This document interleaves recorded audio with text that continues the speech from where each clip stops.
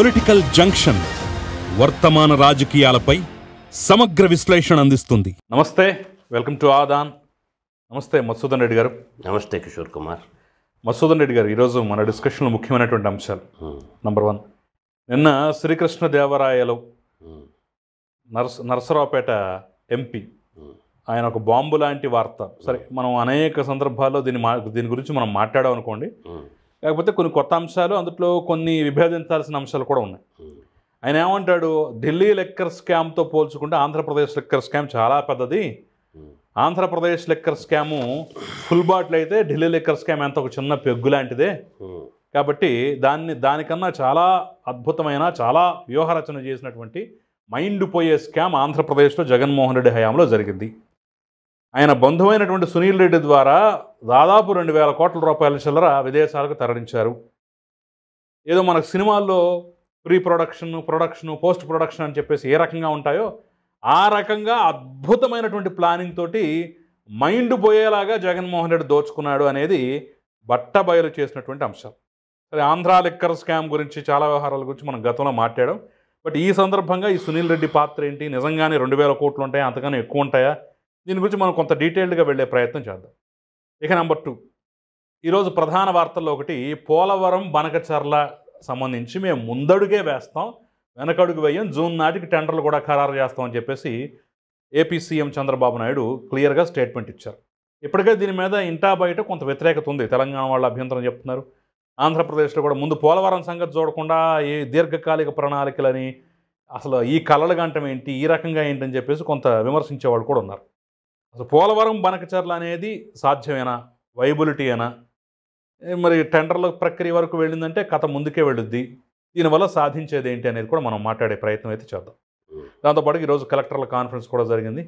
దీని మీద కూడా మనం క్లియర్గా డిస్కస్ చేసే ప్రయత్నం చేద్దాం. ఫస్ట్ ఆంధ్రా లిక్కర్ స్కామ్ ఏమంటారు? ఆంధ్రాలో లిక్కర్ స్కామ్ జరగలేదని ఎవడన్నాడు? జరిగిందని మేము మొట్టమొదటి నుంచి చెప్తున్నా కదా. అసలు లావు కృష్ణదేవరాయలు చెప్పిన ఫిగర్ చాలా చిన్న ఫిగరు. ఆంధ్రప్రదేశ్లో లిక్కర్ స్కాము చాలా బిగ్గెస్ట్ స్కాము. అక్కడ ఏంటంటే 31,500 కోట్ల స్కాము.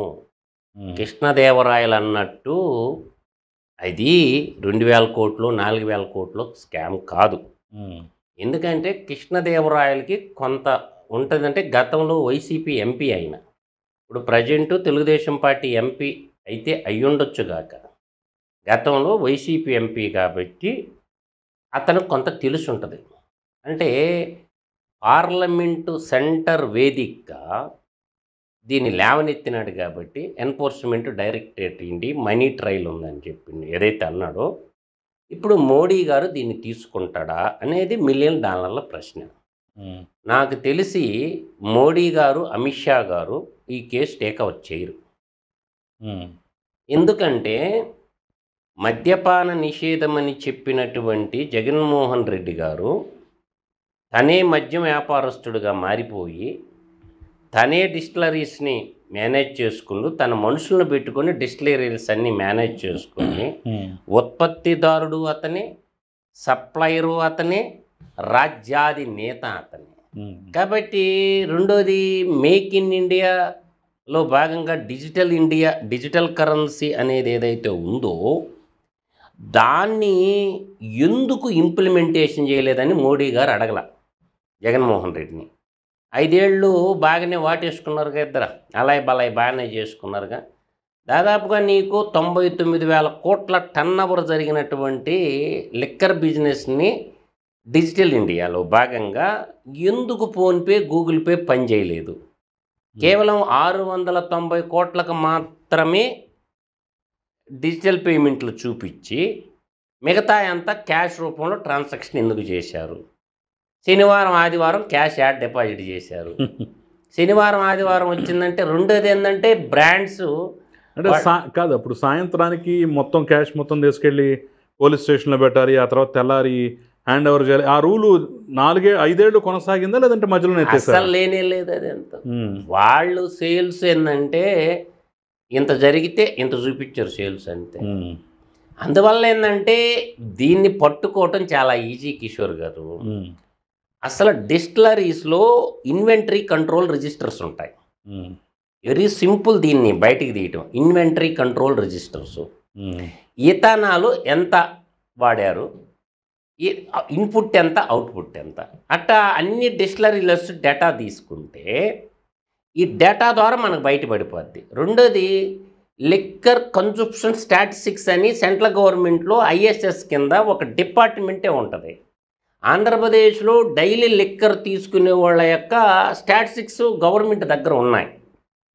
కాబట్టి నేననే వ్యాలిడ్ పాయింట్ ఏంటంటే కిషోర్ గారు, వీళ్ళు ఎవిడెన్స్ ఉండే కేసు ఇది, ఎవిడెన్స్ లేని కేసు కాదు. లిక్కర్ తాగే వాళ్ళనందరిని కూడా స్పెషల్ ఇంట్రాగేషన్ టీం పెట్టి గ్రామాల్లోకి పోతే వాళ్ళు చెప్తారు ఎవరు బాటిల్ ఎంత కొన్నది. సో ఆ డబ్బులు కొన్నప్పుడు ఆ డబ్బులు అకౌంటబిలిటీ ఉండాలి కదా అని నేనంట. అంటే 220 రూపాయల దాకా కన్జ్యూమర్ దగ్గర గుంజుకొని వీళ్ళు పుస్తకాల్లో 170 రూపాయలు రాశారు. 50 రూపాయలు అడిగిపోయింది. 50 రూపాయలు ఎక్కడికి పోయింది చెప్పరా బాబు? డైరెక్ట్ అది సీఎంకి లంచం రూపంలో పోయిందని నేను అంటుండా. 220 రూపాయలు క్వార్టర్ కొన్ని 170 రూపాయలు బుక్లో చూపించి మిగతా 50 రూపాయలు అడిగిపోయింది, డైరెక్ట్ సీఎంకి లంచం రూపంలో పోయింది. ఆ విధంగా మీరు లెక్కేసుకున్నప్పుడు ఏమవుద్దంటే ఈచ్ పర్సన్ లిక్కర్ సేవించేటటువంటి ఈచ్ పర్సను నీకు 90,000 రూపాయలు గడిచిన 5 ఏళ్లలో, సింపుల్ క్యాలిక్యులేషన్ 60 నెలలు వేసుకోండి కిషోర్ కుమార్ గారు. ఈ 60 నెలలు వేసుకున్నప్పుడు రోజు 50 రూపాయలు, ఒక్క క్వార్టర్ నేను చెప్పేది, 2 దాగినోడు ఉంటాడు, 3 దాగేవాడు ఉంటాడు, ఒక్కదానికి పరిమితం అవుదాం. ఇన్ని ఓడొద్దు మనకి. లిక్కర్ బాటిల్లో ప్రొడక్షన్ ఎంత అయినాయి మీ దగ్గర తెలుసుగా. అందువల్ల నేనంటుండేది ఏంటంటే నీకు నెలకి వచ్చేసరికి నీకు నెలకు సింపుల్గా 30 రోజులు వేసుకుంటే 30 క్వార్టర్లకు 30-50 వేసుకుంటే 1,500 రూపాయలు అవుతుంది. సంవత్సరానికి 18,000. 5 సంవత్సరానికి వచ్చేసరికి 90,000 రూపాయలు అయిందిగా. ఈ 90,000 రూపాయలని ఇంటూ నువ్వు క్యాలిక్యులేషన్ చేయాలండి. లిక్కర్ కన్జంప్షన్ స్టాటిస్టిక్స్ మీ దగ్గరే ఉన్నాయి. ఆంధ్రప్రదేశ్లో ఎన్ని లక్షల మంది మద్యం సేవిస్తున్నారు, అవి 2 క్యాలిక్యులేషన్ కొట్టండి. కొట్టినప్పుడు నేను చెప్పిన ఫిగర్ వచ్చేస్తుంది. లంచం రూపంలో జగన్మోహన్ రెడ్డి ఒక్కడే దోసిన సంపద 31,500 కోట్ల రూపాయలు. ఇది అసలు లెక్క. ఇది కాకుండా మళ్ళీ కేసు కింద అది వేరే కుంభకోణం, అది వేరే. నువ్వు బీరు కేసు కింద, లిక్కర్ క్వార్టర్ కేసు కింద, అది వేరే కాదు.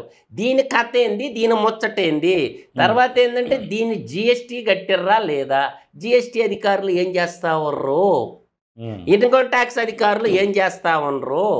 ఇప్పుడు ఇన్కమ్ ట్యాక్స్ ఎంటర్ అవ్వాలా, జిఎస్టీ ఎవళ్ళు ఎంటర్ అవ్వాలా. జిఎస్టీ ఇంత లిక్కర్ ప్రొడక్షన్ చెయ్యాలంటే నీకు ఇథనాల్ మేజర్ దీంట్లో వాడేది. ఆ ఇథనాల్ ఎవడు సప్లై చేశాడు ఈ కంపెనీలకి? ఈ డిస్టిలరీస్ అన్నిటికీ ఇథనాల్ ఎవడు సప్లై చేశాడు? సప్లై చేసిన క్వాంటిటీ, అవుట్పుట్ క్వాంటిటీ తీసుకుంటే మొత్తం వచ్చేసిందిగా. అందువల్ల ఏంటంటే మద్యపాన నిషేధం అనేటటువంటి మడుగు కింద పెట్టేసుకొని తెలుగు ప్రజల్ని సర్వనాశనం చేసిన మాట వాస్తవం, దోచిన మాట వాస్తవం, వాళ్ళ హెల్త్ ఖరాబ్ అయిపోయిన మాట వాస్తవము. ఒక విధంగా ఏంటంటే రక్త మాంసాలతో వ్యాపారం చేసినట్టు లిక్కర్ వ్యాపారం అన్నమాట.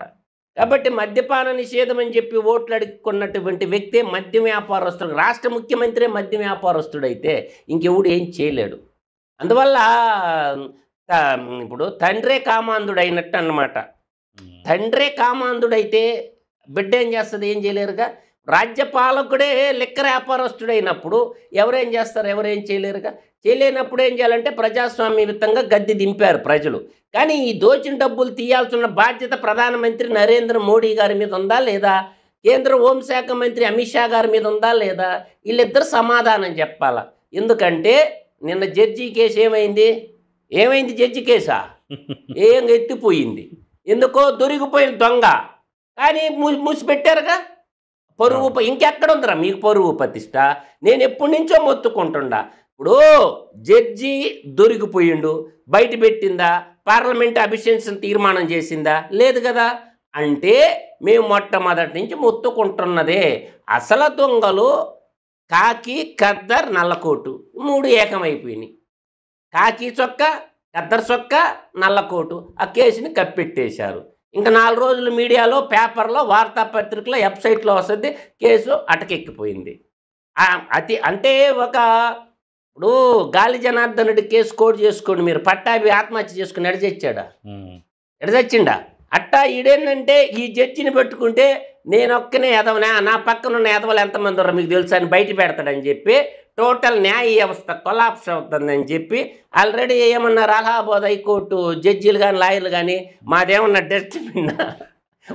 డస్ట్బిన్నా అని అన్నారు. అంతకాడికి పెద్ద పదమేంది? బార్ అసోసియేషన్ వద్దంటోంది కదా, అసలు ఆ కొలీజియన్ వ్యవస్థనే రద్దు చెయ్యాలా? జడ్జిలు నియమించుకునేది ఏందా? ఇది అటువంటి దౌర్భాగ్యమైనటువంటి పరిస్థితి. జడ్జిలు నియమించుకోవటం ఏంది?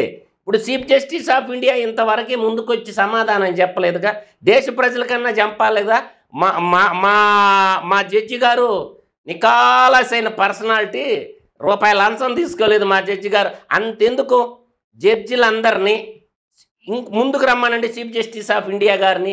ఇన్కమ్ ట్యాక్స్ ఇదిగో నా ఆస్తులు ఇన్ని ప్రకటించమనండి, నా భార్య నా పిల్లల మీద ఉండే ఆస్తులు ఎంత, నా ఆదాయం ఎంత అని పబ్లిక్గా ప్రకటించమనండి. జడ్జీలందరూ ప్రకటించమనండి. ఏం చీఫ్ జస్టిస్ని ముందు తీసుకోమనండి. హైకోర్టులో ఉండే వాళ్ళందరూ అయ్యా ఇదిగో నా శాలరీ ఎంత, నా ఆస్తులు ఇవి, నా భార్య నా పిల్లలు, ఇంతకు మించి మాకు ఆస్తులు ఏమీ లేవు అని చెప్పి ప్రకటించమని చెప్పండి. అది చేయటం ఎంతసేపు పట్టుద్ది? అంటే ఇన్కమ్ ట్యాక్స్కి ఇస్తున్నాం కదా అంటారు. ఎందుకు? దేశ ప్రజలకు చెప్పండి, దాపెట్టుకోవటం ఎందుకు? మిలాడ్ అంటున్నాం. మిలాడ్ అంటే ఏంది? ఓ దేవుడా, నిన్ను దేవుళ్ళా కొలుస్తున్నాము. చీఫ్ జస్టిస్ ఆఫ్ ఇండియా ముందుకు వచ్చేసి నా భార్య నా భర్త నా పిల్లల పేరు మీద మా మీద ఉండే ఆస్తులు ఇవి అని ప్రకటించు స్వచ్ఛందంగా. రాజకీయ నాయకులు ప్రకటిస్తారుగా, వీళ్ళు కూడా ప్రకటించమని చెప్పండి. ఎవరు వద్దంటారా? అందువల్ల ఏంటంటే మళ్ళీ మనం మన సబ్జెక్ట్కి వస్తే, ఇప్పుడు ఇందుట్లో రావు కృష్ణదేవరాయలు సరే అమౌంట్ ఎంత చెప్పాడు, ఈ స్కామ్ గురించి మనం అనేక సందర్భాల్లో మాట్లాడాం. ఇప్పుడు కొత్తగా తెలియదంటే ఏమి లేదు కానివ్వండి. ఈ సునీల్ రెడ్డి ద్వారా విదేశాలకు డబ్బు తరలించాడు. ఇప్పుడు మనం గతంలో కూడా చాలా సార్లు మాట్లాడు, విశాఖ ఎందుకు రాజధాని అంటున్నాడు అంటే ఆడ పోర్ట్ ఉంది, ఈజీగా నల్ల డబ్బు మొత్తాన్ని విదేశాలకు తరలించుకునే అవకాశం ఉంటుంది కాబట్టి ఈ విశాఖ అని పడి చచ్చాడని చెప్పేసి గతంలో అనేక కామెంట్లు చేశాం. సో అంటే సోర్స్ ఇదేనా జగన్మోహన్ రెడ్డికి? నేను చెప్పాను కానీ మీకు కాకినాడ పోర్టు బియ్యమే పోయినాయా డబ్బులే పోయినాయా అని గతంలో నీ ఇంటర్వ్యూలోనే అన్నాను కదా. కాకినాడ పోర్టు తీసుకున్నప్పుడు కేఎల్ రావు కాడి నుంచి బలవంతంగా రాపించుకున్నటువంటి పోర్టులో బియ్యము ఆఫ్రికా దేశాలకు ఎక్స్ట్రా డబ్బులు కూడా ఏమన్నా పోయినాయా అని నేను అన్నాను కదా ఇప్పుడు 3 నెలల క్రితము. అందువల్ల ఏంటంటే కేంద్ర ప్రభుత్వంలో నరేంద్ర మోడీ గారు జగన్మోహన్ రెడ్డిని సొంత కొడుకుని చూసుకుంటుండు. నరేంద్ర మోడీ గారు అమిత్ షా గారు కానీ ఈడీ సిబిఐ కేసుల మీద ఎందుకు ట్రయల్ రన్ నడిపించడం లేదు అంటే వాళ్ళ మధ్య ఉన్నటువంటి ఫెవికాల్ బాండింగ్ ఏంటి? జగన్మోహన్ రెడ్డికి మోడీ దేశ ప్రధాని గారికి కేంద్ర గృహమంత్రి అయినటువంటి అమిత్ షా గారికి ఉన్న బాండింగ్ ఏంది? సిబిఐ ఎవరి కింద ఉంటుంది? అమిత్ షా కింద ఉంటుందని అందరికీ తెలుసు. ఈడీ ఎవరి కింద ఉంటుంది? నిర్మలా సీతారామన్ కింద ఉంటుంది. ఇన్ని రోజుల నుంచి కోర్టు కేసులు ట్రయల్కి రాలేదంటే 11-12 సంవత్సరాలు అయిపోయి 12వ సంవత్సరాలు అడుగుపెట్టినా కూడా ఎవరు కాపాడుతున్నాడు? అమిత్ షా, మోడీ కదా. అమిత్ షా, మోడీ జోడీ జగన్మోహన్ రెడ్డిని కాపాడుతున్నారు అనేది జగమెరిగిన సత్యం. జడ్జిమెంట్ ఇవ్వచ్చు కదా. అందువల్ల ఏంటంటే ఇదంతా ఏంటంటే అవినీతి అనేది వ్యవస్థీకృతమైపోయింది. భారతదేశం వ్యాప్తంగా అన్ని రంగాల్లో వ్యవస్థీకృతమైపోయింది. దీన్ని అంతమొందించడం అనేది ఎవరి వల్ల కావడం లేదు. ఎవరన్నా నిజాయితీపరుడైనటువంటి నాయకుడు, దేశభక్తి కలిగినటువంటి నాయకుడు ఎవరన్నా రాకపోతారా అని చెప్పి ఈ కళ్ళతో భారతదేశ ప్రజలందరూ ఎదురు చూస్తున్నారు. నిజాయితీపరుడు అయినటువంటి రాజకీయ నాయకుడు టార్చిలెట్టి పెట్టి ఎత్తికినా దొరకటం లేదు.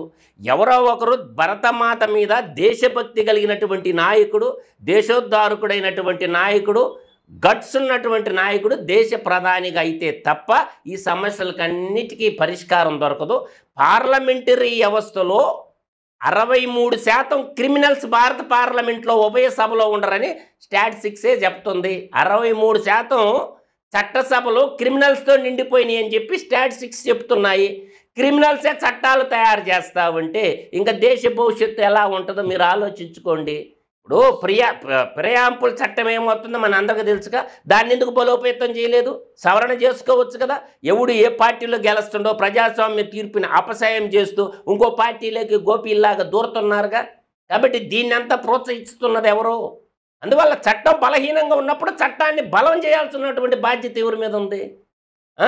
అందువల్ల ఎందుకు నియోజకవర్గంలో ప్రజలు అడిగితే చెప్తారయ్యా మీ ఎమ్మెల్యే ఏ పార్టీలో ఉండడయ్యా ఇప్పుడు అని అడిగితే ఒక బ్యాలెట్ బాక్స్ పెడితే రాసి ఉత్తరాలు రాసి దాంట్లో వేస్తారు కదా.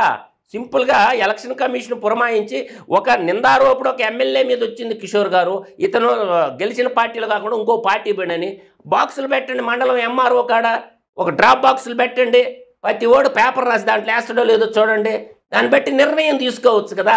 స్థానిక ఎంపీ పార్టీ మారిండా లేదా, ఎమ్మెల్యే పార్టీ మారిండా లేదని ప్రజాభిప్రాయ సేకరణ యాడ్ చేస్తుంది ఎలక్షన్ కమిషన్. ఇప్పుడు పెళ్లి చేసాం తన్నుకొని చావండి, పెళ్లి చేసాం తాళి కట్టించాం తరంబరాలు పోపించాము ఇంకా గదిలో గుమ్ముకొని చావండి అన్నట్టుంది ఈ ప్రజాస్వామ్యం.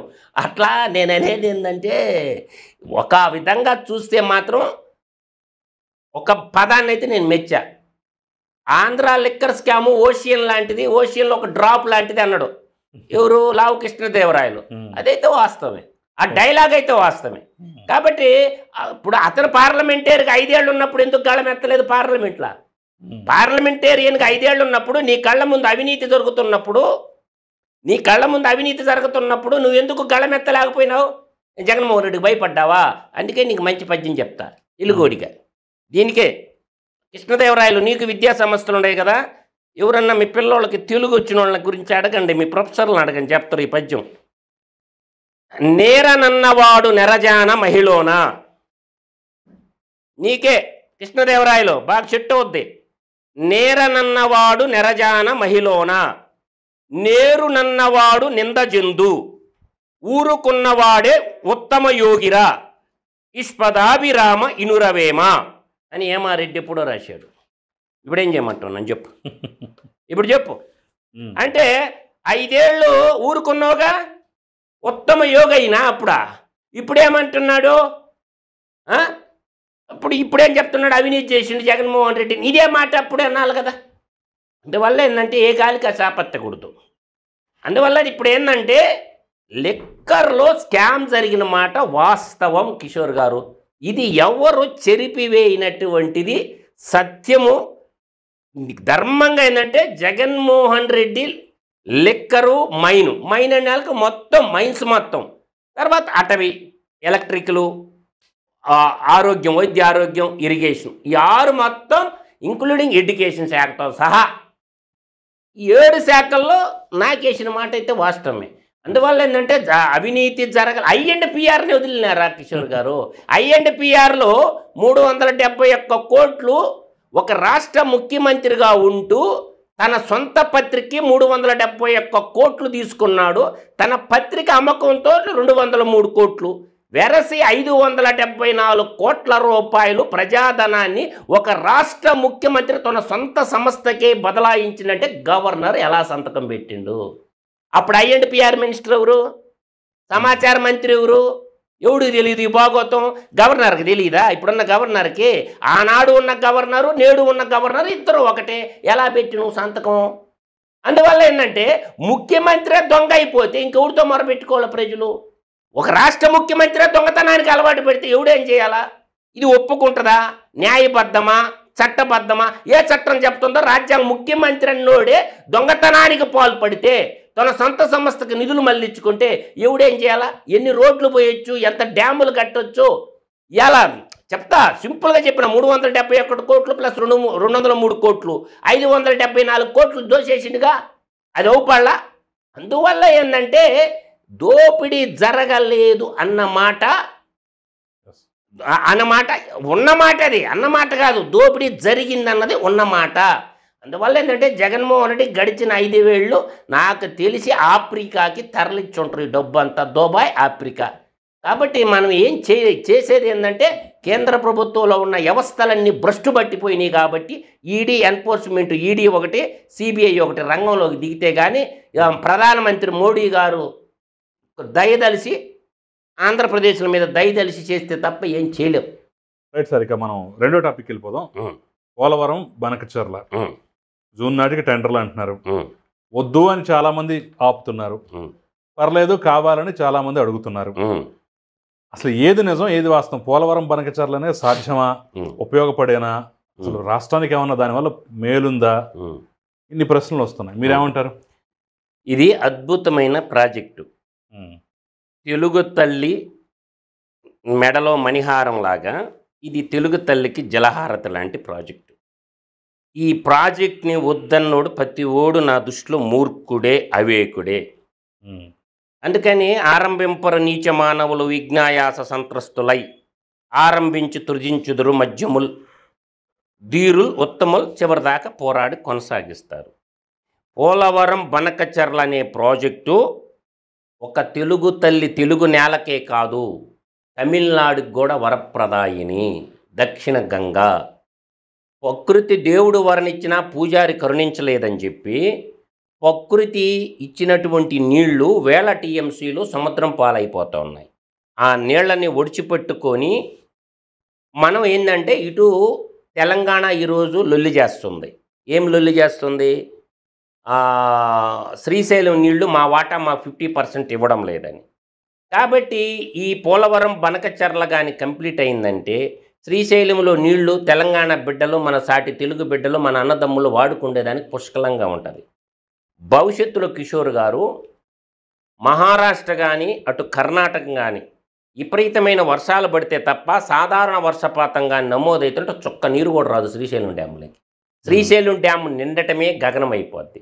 ఇవాళ శ్రీశైలం పూడికి పేరుకొని పోయి ఉంటే పూడికి తీసుకునే దానికి కూడా గతి లేదు. శ్రీశైలం డ్యాములు పూడికే తీయటంలా రెండు ఉభయ రాష్ట్రాల మధ్య సయోధ్య కుదరక.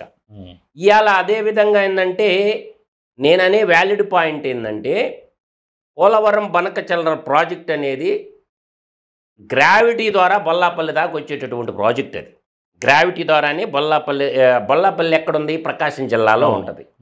ఈరోజు హంద్రీ నీవా ఈ రెండు నదులు తీసుకున్నా, కుందేరు తీసుకున్నా, తర్వాత పెన్నాయర తీసుకున్నా, చిత్రావతి తీసుకున్నా, పాపాగ్ని తీసుకున్నా, చైలేరు తీసుకున్నా, స్వర్ణముఖి తీసుకున్నా, ఇట్లా నీకు నేను చెప్పేది ఏంటంటే పంచనదుల సంగమం జరగాల. పంచనదులు ఏంది? నాగావళి, వంశధార, గోదావరి, కృష్ణ, పెన్న. దీనివల్ల ప్రయోజనాలు కూడా చాలా విస్తృతమైనటువంటి ప్రయోజనాలు ఉన్నాయి. ఏ దేశంలోనైనా సరే పుష్కలంగా భూమి కొరత ఉండకూడదు, నీటి కొరత ఉండకూడదు, మానవ వనరుల కొరత ఉండకూడదు, తర్వాత విద్యుత్ శక్తి కొరత ఉండకూడదు. ఒకవైపు పునరుత్పాదక రంగంలో విద్యుత్ శక్తి కొరత లేకుండా 365 రోజులు 24/7 పవర్ వచ్చే స్టేజ్కి ఆంధ్రప్రదేశ్ అగ్రిమెంట్ ఒప్పందాలు చేసుకున్నది. రెండు, ఇక్కడ చేయాల్సిన పని ఏంటంటే వృధాగా సముద్రంలోకి పోతున్నటువంటి గోదావరి జలాలను దక్షిణ గంగ అయినటువంటి చల్లని గోదావరిని కృష్ణానదికి తెచ్చి పంటలు ఎలా మనం కాపాడుకుంటున్నామో, వరదల బారిపోకుండా, ప్రకృతి విపత్తుల బారిపోకుండా ఒక నెల ముందు పంటలు వేసుకోవడం వల్ల ధాన్యం కూడా మనం కోల్పోకుండా ఉంటున్నాం. అక్కడి నుంచి కృష్ణానది నుంచి ఏదైతే మనం గుళ్ళకమ్మ రిజర్వాయర్కి సంబంధించిన గుళ్ళకమ్మ వాగు ఏదైతే బొల్లాపల్లి రిజర్వాయర్కి మనం తీసుకొచ్చుకొని అక్కడి నుంచి మార్కాపురం దాకా, మార్కాపురం నుంచి బనకచర్ల దాకా మనం కానీ 81,900 కోట్లు ఈ ప్రాజెక్టు వాల్యూ. చూడటానికి అంకె పెద్దగా ఉంటుంది, కానీ దీనివల్ల నీకేమవుద్దంటే ఈ వెనకబడిన ప్రాంతాలు ఏవైతే ఉన్నాయో, రాయలసీమ ఉంది, ఈరోజు నీళ్లు లేక అల్లాడిపోతూ ఉంది. ఈ బనకచర్ల నీళ్లు పోయి కుందీ నదిలో పడతాయి. మనకి కాలువల యొక్క లైన్ అయిపోయింది, నీకు నీళ్లు లేవు, ప్రాజెక్టులు ఉన్నాయి, నీళ్లు లేవు. కాబట్టి ఈ నీళ్ళని మనం చిన్నగా రోజుకు 2 టీఎంసీలు చొప్పున 100 రోజులంటే 200 టీఎంసీలు, నీకు 3,000 నుంచి 4,000 టీఎంసీలు సముద్రం పాలైపోతున్నటువంటి భగవంతుడిచ్చినటువంటి జలవనరుల్ని మనం తెచ్చుకునేది ఎంత? రోజుకు 2 టీఎంసీలు చొప్పున 100 రోజులు ఫ్లడ్. ఆ 100 రోజుల్లో మనకు 200 టీఎంసీలే. 200 టీఎంసీలతోనే మీకు ఏం జరగద్ది అంటే నేను క్లారిటీగా చెప్తాను నీకు. ఈ 200 టీఎంసీలు వాటర్ వల్ల పల్లెల్లో గ్రామాలకు తాగునీరు, పట్టణాల్లో తాగునీటి సమస్య తీరిన తర్వాత 2 వ్యవసాయానికి అగ్రికల్చర్, హార్టికల్చర్, ఉద్యానవన పంటలకు కానీ అగ్రికల్చర్ కానీ పంటలు. 3వది ఇండస్ట్రియలైజేషన్, పరిశ్రమలకు నీళ్లు. నీటి వనరులు పుష్కలంగా ఉన్న చోట ఇండస్ట్రియలైజేషను సునాయాసంగా అవుద్ది. పవర్ వచ్చినప్పుడు, ల్యాండ్ ఇచ్చినప్పుడు, నీళ్ళు ఇచ్చినప్పుడు ఏమవుతుంది, మానవ వనరులు చేతిలో పుష్కలంగా ఉన్నాయి. తర్వాత transport system connectivity, road connectivity ఉంటుంది, రైలు కనెక్టివిటీ ఉంటుంది, తర్వాత పోర్టు కనెక్టివిటీ ఉంటుంది. ఇన్ని వనరులు పుష్కలంగా ఉన్నటువంటి మరో రాష్ట్రం లేదు భారతదేశంలో. సుదీర్ఘమైనటువంటి లార్జెస్ట్ తీరరేఖ పొడవు ఉన్నటువంటి రాష్ట్రం ఆంధ్రప్రదేశ్. గుజరాత్ తర్వాత సెకండ్ ప్లేస్లో ఉంటుంది ఆంధ్రప్రదేశ్. అంటే కానీ ఇప్పుడు గతంలో అనుకున్నటువంటి పోలవరం పెన్నా అనుసంధానం ఏదైతే ఉందో దాన్ని పక్కన పెట్టేసి పోలవరం బనకచర్ల అంటున్నారు. ఇది సాహసోపేత నిర్ణయం, పోలవరం పెన్నానే కరెక్టు అనేది కూడా ఒక వాదన. కాదు, ఇదే కరెక్టు. ఇదే కరెక్టు. ఎందుకంటే పోలవరము నీళ్లు ఎప్పుడైతే కుందు నదిలో అంటే పెన్నా అనేది అనుసంధానం అయిపోయినట్టే. అంటే డ్యామ్ ఎక్కడుంది చెప్పమనండి, సోమశిల ప్రాజెక్ట్ ఎక్కడుంది, కండలేరు ప్రాజెక్ట్ ఎక్కడుంది? ఈ నదుల అనుసంధానం ప్రక్రియ మొట్టమొదటి స్టార్ట్ చేసింది బ్రిటిష్ వాళ్ళు. బ్రిటిష్ వాళ్ళు ఎప్పుడో ఈ నదులు అనుసంధానం చేశారు. తుంగభద్రా నదిని పెన్నా నదిని కలిపారు, కేసీ కెనాల్ అంటాం కదా. కడప కర్నూలు కాలం ఉంది కదా, కర్నూలు కడప యాడ్ నుంచి కలిపారు. అది తుంగభద్రాల నదుల్ని తీసుకొని వచ్చేసి ఎక్కడ కలిపారు, పెన్నా నదిని బ్రిటిష్ వాళ్ళు అనుసంధానం చేసిపోయారు. మన దౌర్భాగ్యులు ఇప్పుడు అంటారు కానీ నదుల అనుసంధానం ప్రక్రియ ఎప్పుడో జరిగిపోయింది, బ్రిటిష్ వాళ్ళ హయాంలో జరిగిపోయింది. ఆ నీళ్లు సరిపోకనే కదా తెలుగంగ ప్రాజెక్ట్ వచ్చింది శ్రీశైలం కాడ. మళ్ళీ కృష్ణానదిలో నీళ్లు, ఇప్పుడు తుంగభద్రా నది దేనికి ఉపనది, కృష్ణానదికి ఉపనది. యాడ్ నుంచి తీసుకొచ్చారు, ఇదైతే వాస్తవమే కదా. అందువల్ల ఇవాళ రాయలసీమ ప్రాంతంలో ఇండస్ట్రియలైజేషన్ అవుతుంది కాబట్టి పరిశ్రమలకి 365 రోజులు వాటర్ కావాలి కాబట్టి ఆటోమొబైల్ హబ్బుగా కాబోతుంది, ఎలక్ట్రానిక్ గూడ్స్ హబ్బుగా తయారవుతుంది కాబట్టి నీళ్ళు ఎక్కడి నుంచిగా తేవాలా? ఉండేది నీళ్లు గోదావరిలో. గోదావరి నీళ్లు కృష్ణాకి రావటం, కృష్ణా నుంచి బొల్లాపల్లి రిజర్వాయర్కి పోవటం, బొల్లాపల్లి రిజర్వాయర్ నుంచి నీకేమవుతుంది, మార్కాపురం దగ్గర ఆల్రెడీ వెలుగోడు ప్రాజెక్ట్ ఉంది కదా, అక్కడి నుంచి టన్నులు కొట్టేస్తే బనకచెర్లకు పోతే ఇక్కడ ఇంకొకటి చెప్తున్నా, ఎత్తిపోతల పథకానికి సంబంధించినటువంటి విద్యుత్ కూడా మళ్ళీ రివర్స్ అక్కడ అండర్ గ్రౌండ్ అక్కడ పంపింగ్ అయిన విద్యుత్ వల్ల మళ్ళీ రివర్స్ కరెంట్ వస్తుంది. ఎప్పుడైతే లిఫ్ట్కి నువ్వు చేస్తున్నావో తెలంగాణలో ఉండదు ఈ బాధ, కానీ ఆంధ్రాకి వరంలాగా తయారైంది. ఏదైతే లిఫ్ట్ ఇరిగేషన్కి ఎంతైతే పవర్ వాడతామో అంత పవర్ మళ్ళీ రీజనరేషన్ చేయొచ్చు. ఎక్కడైతే నీకు బొల్లాపల్లి కానించి మనం ఇక్కడ మార్కాపురం తీసుకొచ్చి మార్కాపురం కానించి మనం బనకచెర్లకి వాటర్ లిఫ్ట్ చేసినప్పుడు కొంత లిఫ్ట్కి పవర్ కావాలా, ఆ పవర్ ఎంతైతే మనం పవర్కి మళ్ళీ అక్కడ టర్బైన్ పెట్టుకుంటే పంపుడు స్టోరేజ్ టర్బైన్ మళ్ళీ అంతే పవర్ ఉత్పత్తి చేయొచ్చు. అది ఒకటి ఉంది. రెండోది ఏంటంటే పోలవరం బనకచెర్ల ఈ కెనాల్ అన్నిటి మీద సోలార్ ఎనర్జీ సిస్టమ్ ప్లేట్లు పెట్టుకున్నాం అనుకో కొంత పవర్ వచ్చేస్తుంది, భూసేకరణకు పోకుండా వచ్చేస్తుంది కదా. ఇక్కడ సమస్య ఏంటంటే భూసేకరణ సమస్య వస్తుంది. భూమి అనేది రైతులు వదులుకోవడానికి ఇప్పుడు సిద్ధంగా లేరు కాబట్టి కొంతమంది ఏంటంటే రాజకీయ ప్రేరేపిత కేసులు కోర్టులో వేస్తారు. దీనికి ఈ భూసేకరణ 2013 చట్టం ప్రకారం భూమిని సమీకరించాల్సి వస్తుంది, రైతులకు డబ్బులు ఇవ్వాల్సి వస్తుంది. ఇది ఒక యజ్ఞం లాంటిదన్నమాట. 4 సంవత్సరాల్లో కంప్లీట్ అవ్వద్దన్నారు. పోలవరం కూడా చెప్పారు 4 ఏళ్లలో కంప్లీట్ అయిపోద్దని. ఎన్నేళ్ళు అయింది, చట్టంలో ఇచ్చారు పోలవరం కట్టి మనకు అందిస్తామని. అయ్యింది ఇప్పటి వరకు పోలవరం అయిందే చెప్పండి కిషోర్ గారు. 2014లో రాష్ట్ర విభజన చేసేటప్పుడు మీకు పోలవరం కట్టిస్తామన్నాడు. అయిపోయిందా? 10 ఏళ్ళు అయిపోయింది. 11వ సంవత్సరం 12వ సంవత్సరం రన్నింగ్ అవుతుంది. కాబట్టి ఒకవైపు పోలవరం నిర్మించుకుంటానే బనకచెర్ల ప్రాజెక్టుకి సంబంధించినటువంటి అనుమతులు చాలా ఉంటాయి కిషోర్ గారు. ఉట్టి మాటలు ఎందుకు, ఫీజిబుల్ రిపోర్ట్ తయారు చేయాలా, తర్వాత నీకు భూసేకరణ చెయ్యాలా, తర్వాత ఇంకేం చేయాలా, ఫండ్స్ని రిసోర్స్ చూసుకోవాలా, పర్యావరణ అనుమతులు తెచ్చుకోవాలా. తెల్లారాలు కలుస్తారు పర్యావరణ అనుమతులా రావు కదా. కాబట్టి ఫస్ట్ మనం ఆరంభించిన తర్వాత పని ఒకటొకటి చేసుకుంటూ పోయాలకే ఒక ప్రాజెక్టు రూపకల్పన. మళ్ళీ పక్క రాష్ట్రాలు అభ్యంతరాలు వాళ్ళ చేత నిరభ్యంతర పత్రాలు కావాలా, అభ్యంతరాలు ఒకవైపు నిరభ్యంతర పత్రాలు సాధించాలా, కేంద్రంతో సఖ్యతగా ఉండాలా, పర్యావరణ అనుమతులు తెచ్చుకోవాలా. ఇంత పెద్ద ప్రాజెక్టు ఇంత పెద్ద సంకల్పం చేయాలనుకు ఇప్పుడు అమరావతి అనుకోండి కిషోర్ గారు, 4 ఏళ్ళలో అయిపోద్ది అనుకుంటారు. అమరావతి టోటల్గా కంప్లీట్ అయిపోయి అనుకున్నటువంటి కంప్లీట్ 15 ఏళ్ళు పట్టద్ది. నీకు ఫస్ట్ పేస్ అయిపోద్ది అంతే. అమరావతి అంచెలంచెలుగా ఎదగాల్సినటువంటి 15 ఏళ్ళు అవుద్ది. పరిపూర్ణ నిర్గుణ భావము తానయ్యా పరమాత్ముడు అన్నాడు ఒక మహానుభావుడు. పరిపూర్ణంగా అమరావతి రాజధాని ఏర్పడాలంటే నీకు 15 సంవత్సరాలు పట్టద్ది. అందువల్ల ఏంటంటే ఈ పోలవరం బనకచెర్ల అనే ప్రాజెక్టు అద్భుతమైన ప్రాజెక్టు. గతంలో కేసీఆర్తో అలాయ్ బలాయ్ చేసుకుని జగన్మోహన్ రెడ్డి ఏమన్నాడు, ఏం ప్లాన్ చేశారు, తెలంగాణ గడ్డ మీద నుంచి తీసుకొచ్చి నాగార్జున సాగర్లో పోద్దాం, నాగార్జున సాగర్లో తెచ్చి శ్రీశైలంలో పోద్దామని ఒక దీన్ని ఏమంటారంటే ఒక కపట మోసంతో ప్రాజెక్టు నిర్మాణం చేయాలని చూశారు. అప్పుడు తెలుగు నేల మీద ఉన్నటువంటి ఇంజనీర్లు ఏమన్నారు, జగన్మోహన్ రెడ్డి నీకు మతి ఉందా, మతి లేదా, మన భూభాగంలో పోవాలి కానీ రేపు తెలంగాణ భూభాగంలో ఉంటే మనకు నీళ్ళు వస్తాయని నమ్మకం ఏంటి, ఇది కాదు కేసీఆర్ ఒక అడుగు ముందుకేసినాడు అని చూపించినాడు, పెద్ద 17mm బయోస్కోప్ చూపించినాడు.